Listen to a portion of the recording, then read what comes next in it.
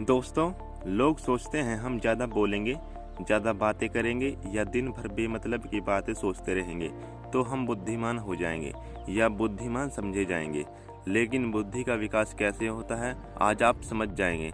Arctic क्षेत्र में Eskimo नाम की एक प्रजाति रहती है। एक वैज्ञानिक इस प्रजाति पर रिसर्च करने के लिए उनके बीच रहने लगता है। इस प्रजाति की आदत थी कि वो बहुत ही कम बोलते थे। वो दिन भर में गिने चुने शब्द ही बोलते थे। वैज्ञानिक कुछ ही दिनों में उनके बीच रहने में तकलीफ होने शुरू हो गई, क्योंकि वहां उससे बात करने के लिए कोई नहीं था। वैज्ञानिक को बात करने की आदत थी। कुछ दिन बीते, वैज्ञानिक आकुल व्याकुल होने लगा। उसने सोचा, मैं यहाँ कहाँ आ गया हूँ? इनके बीच रहते रहते कभी मैं पागल ना हो जाऊँ। वैज्ञानिक ने सोचा यहाँ से चला जाऊँ, लेकिन वो हिम्मत करके रुका रहा। दुनिया का सबसे मुश्किल काम है शांत रहना, इसलिए आप सब भी 24 घंटे कुछ ना कुछ बोलते रहते हो, या तो मुंह से या अपने मन में। यहाँ तक कि नींद में भी हम सपनों के जरिए बोलते रहते हैं। दिन बीतते गए, महीने तक शांत रहने और कम बोलने की वजह से वैज्ञानिक ने अपने अंदर एक अलग ही बात महसूस की। उसने जाना कि ये प्रजाति इस दुनिया में रहते हुए भी किसी अलग दुनिया में जी रही है। उस वैज्ञानिक ने जीवन में पहली बार दिमाग की थॉटलेस स्टेट को महसूस किया। दिमाग की एक ऐसी अवस्था जहां एक भी विचार नहीं होते और दिमाग पूरी तरह से शांत हो जाता है। यही बात हमारे धर्मों में भी सिखाते रहते हैं कि शांत रहना सीखो, कम बोलना सीखो। उसके पीछे भी यही कारण है, जब हम कम बोलते हैं या फिर हमारे दिमाग में फालतू के विचार आते हैं तो हमारे दिमाग की जो पावर बेवजह बोलने और सोचने में व्यर्थ हो जाती है, वो कम खर्च होनी शुरू होती है।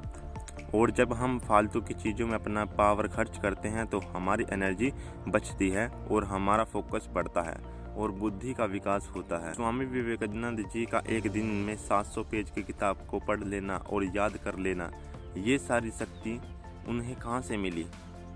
शांत रहने से हमारी बुद्धि का नेक्स्ट लेवल पर विकास होता है। सरल शब्दों में समझो, यदि हम अपने अंदर मौजूद एनर्जी को फालतू जगहों में खर्च होने से बचाना शुरू कर दें तो वो एनर्जी हमारी बॉडी और नदी के विकास में ट्रांसफॉर्म होने शुरू हो जाएगी। इसलिए दिन भर में ज़्यादा नहीं तो कम से कम 1 घंटा शांत और अकेले रहना शुरू करो।